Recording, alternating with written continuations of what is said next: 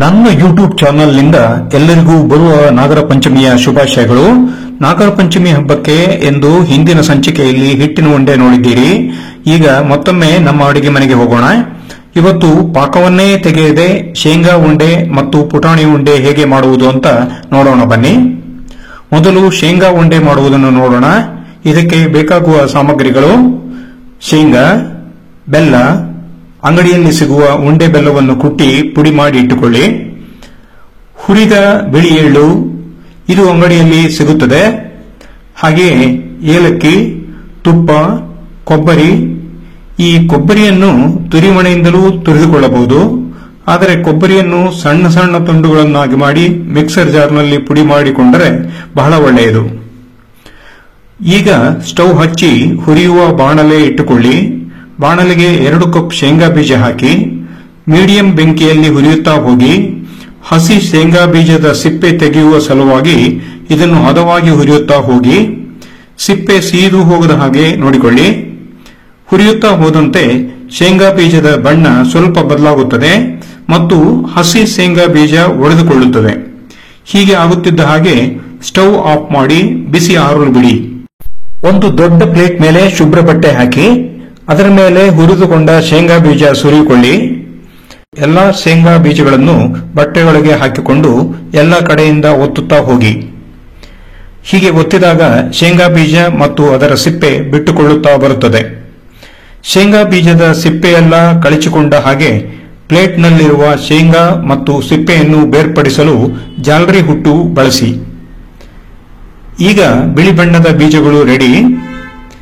ಹೀಗೆ ಹುರಿದ ಶೇಂಗಾ ಬೀಜಗಳನ್ನು ಮಿಕ್ಸರ್ ಜಾರಿಗೆ ಹಾಕಿ ಇದರ ಜೊತೆ 4 ಏಲಕ್ಕಿಯನ್ನು ಸಿಪ್ಪೆ ತೆಗೆದು ಅದರ ಕಾಳುಗಳನ್ನು ಮಾತ್ರ ಹಾಕಿ ಎರಡನ್ನೂ ಸೇರಿಸಿ ಹದವಾಗಿ ಪುಡಿ ಮಾಡಿಟ್ಟುಕೊಳ್ಳಿ.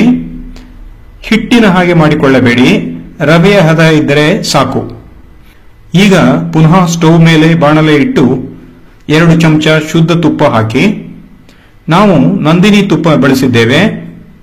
ತುಪ್ಪ ಕರಗಿದ ನಂತರ 1 ಕಪ್ ಬೆಲ್ಲದ ಪುಡಿ ಹಾಕಿ. ಹಲವರು ಬೆಲ್ಲದ ಮೇಲೆ ನೀರು ಹಾಕಿ ಪಾಕ ಬರುವ ತನಕ ಕಾದು ಉಂಡೆ ಮಾಡುತ್ತಾರೆ. ಆದರೆ ನಾವು ನೀರು ಮತ್ತು ಬೆಲ್ಲದಿಂದ ಪಾಕ ಮಾಡದೆ ಬರೀ ತುಪ್ಪ ಬೆಲ್ಲ ಬಳಸಿ ಸುಲಭವಾಗಿ ಪಾಕದ ಹದ ಬರುವ ಹಾಗೆ ಮಾಡಿದ್ದೇವೆ. ಸಣ್ಣ ಬೆಂಕಿಯಲ್ಲಿ ಸುಮಾರು 1 ಇಲ್ಲ 1.5 ನಿಮಿಷದಷ್ಟು ತುಪ್ಪ ಬೆಲ್ಲ ತಿರುಗುತ್ತಾ ಹೋದ ಹಾಗೆ ಪಾಕದ ಹದ ಬರುತ್ತದೆ. ಹದ ಪಾಕ ಬಂದ ಮೇಲೆ ಅದಕ್ಕೆ ಮಾಡಿಟ್ಟುಕೊಂಡ ಶೇಂಗಾ ಪುಡಿಯನ್ನು ಸುರಿಯಬೇಕು. ನಂತರ 2 ಚಮಚ ಕೊಬ್ಬರಿ ತುರಿ, 1 ಚಮಚ ಎಳ್ಳು ಹಾಕಿ. ಈಗ ಸ್ಟವ್ ಆಫ್ ಮಾಡಿ ಬಾಣಲೆಯ ಬಿಸಿಯಲ್ಲಿ ಪಾಕ ಮತ್ತು ಪುಡಿ ಮಿಶ್ರಣವಾಗುವ ಹಾಗೆ ಮಾಡಿಕೊಳ್ಳಬೇಕು. ನಂತರ ಚೆನ್ನಾಗಿ ಬೆರೆತ ಮಿಶ್ರಣವನ್ನು ಒಂದು ದೊಡ್ಡ ಪ್ಲೇಟ್ಗೆ ಹಾಕಿಕೊಂಡು ಕೈಗೆ ಸುಡದಷ್ಟು ಬೆಚ್ಚಗೆ ಇರುವಾಗ ಉಂಡೆ ಕಟ್ಟಿಕೊಳ್ಳಬೇಕು. ಉಂಡೆ ಕಟ್ಟುವಾಗ ಅಂಗೈಗೆ ತುಪ್ಪ ಸವರಿಕೊಂಡರೆ ಬಿಸಿಯೂ ತಾಗುವುದಿಲ್ಲ ಮತ್ತು ಉಂಡೆ ಕಟ್ಟುವುದು ಸುಲಭ. ಉಂಡೆ ಕಟ್ಟುವಾಗ ಮುಷ್ಟಿಯಲ್ಲಿ ಬಿಗಿ ಹಿಡಿದು ಕಟ್ಟಿದಾಗ ಉಂಡೆ ಸಹ ಒಡೆಯುವುದಿಲ್ಲ. ಹೀಗೆ ಒಂದೊಂದೇ ಉಂಡೆ ಕಟ್ಟಿ ಶೇಂಗಾ ಉಂಡೆ ಮಾಡಿಕೊಳ್ಳಬೇಕು. ಇಷ್ಟೇ ಸುಲಭವಾಗಿ ಪುಟಾಣಿ ಅಥವಾ ಹುರಿಗಡಲೆ ಉಂಡೆ ಮಾಡಬಹುದು.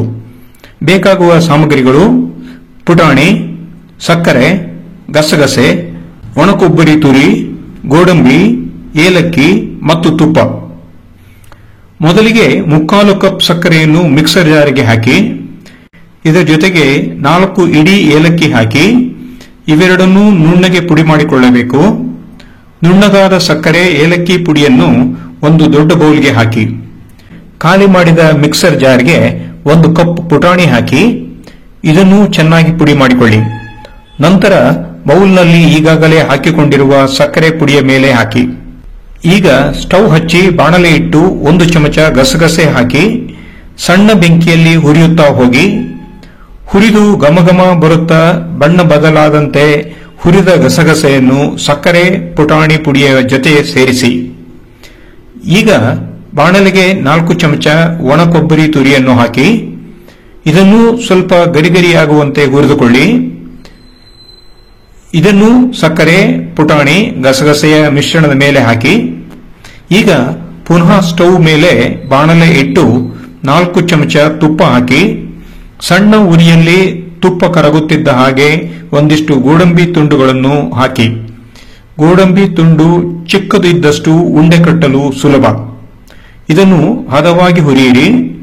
ಬೆಳ್ಳಗಿದ್ದ ಗೋಡಂಬಿ ಬಣ್ಣ ಬದಲಾಯಿಸುತ್ತಾ ಇದ್ದ ಹಾಗೆ ಹುರಿಯುವುದನ್ನು ನಿಲ್ಲಿಸಿ ಒಂದು ಸಣ್ಣ ಬೌಲ್ಗೆ ಆ ಗೋಡಂಬಿಗಳನ್ನು ಹಾಕಿ ತೆಗೆದಿಡಿ. ಈಗ ತುಪ್ಪವಿರುವ ಬಾಂಡ್ಲೆಗೆ ಈಗಾಗಲೇ ದೊಡ್ಡ ಬೌಲ್ನಲ್ಲಿ ಇರುವ ಸಕ್ಕರೆ, ಪುಟಾಣಿ, ಗಸಗಸೆಯನ್ನು ಚೆನ್ನಾಗಿ ಮಿಶ್ರಣ ಮಾಡಿಕೊಂಡು ಬಾಣಲೆಯ ತುಪ್ಪದ ಮೇಲೆ ಹಾಕಿ. ಹಾಗೆಯೇ ಸ್ಟವ್ ಆಫ್ ಮಾಡಿ ಇವೆಲ್ಲವನ್ನೂ ಚೆನ್ನಾಗಿ ಮಿಶ್ರಣ ಮಾಡಿ ಈ ಮಿಶ್ರಣದ ಮೇಲೆ ಹುರಿದ ಗೋಡಂಬಿ ತುಂಡುಗಳನ್ನು ಹಾಕಿ ಮತ್ತೊಮ್ಮೆ ಮಿಶ್ರಣ ಮಾಡಿ. ಮಿಶ್ರಣ ಹದವಾದ ಬಿಸಿ ಇರುವಾಗ ಉಂಡೆ ಕಟ್ಟಲು ಸಿದ್ಧ. ಉಂಡೆ ಕಟ್ಟುವ ಮುನ್ನ ತುಪ್ಪ ಕಡಿಮೆ ಎನಿಸಿದರೆ 1-2 ಚಮಚ ತುಪ್ಪ ಹಾಕಿ ಮಿಶ್ರಣ ಮಾಡಿಕೊಳ್ಳಿ. ಉಂಡೆ ಕಟ್ಟುವ ಮೊದಲು ಅಂಗೈಗೆ ತುಪ್ಪ ಸವರಿಕೊಳ್ಳಬೇಕು. ಮುಷ್ಟಿಯಲ್ಲಿ ಹಿಡಿಯುವಷ್ಟು ಹಿಟ್ಟನ್ನು ಬಿಗಿಯಾಗಿ ಒತ್ತಿ ಉಂಡೆ ಕಟ್ಟುತ್ತಾ ಹೋಗಬೇಕು. ಉಂಡೆ ಕಟ್ಟಲು ಕಷ್ಟವಾದರೆ ಸ್ವಲ್ಪ ಬಿಸಿ ತುಪ್ಪ ಹಾಕಿಕೊಂಡು ಕಟ್ಟುತ್ತಾ ಹೋಗಿ. ಹೀಗೆ ರುಚಿಕರವಾದ ಶೇಂಗಾ ಉಂಡೆ ಮತ್ತು ಪುಟಾಣಿ ಉಂಡೆಯನ್ನು ಪಾಕವನ್ನೇ ತೆಗೆಯದೆ ಸುಲಭವಾಗಿ ಮಾಡಬಹುದು.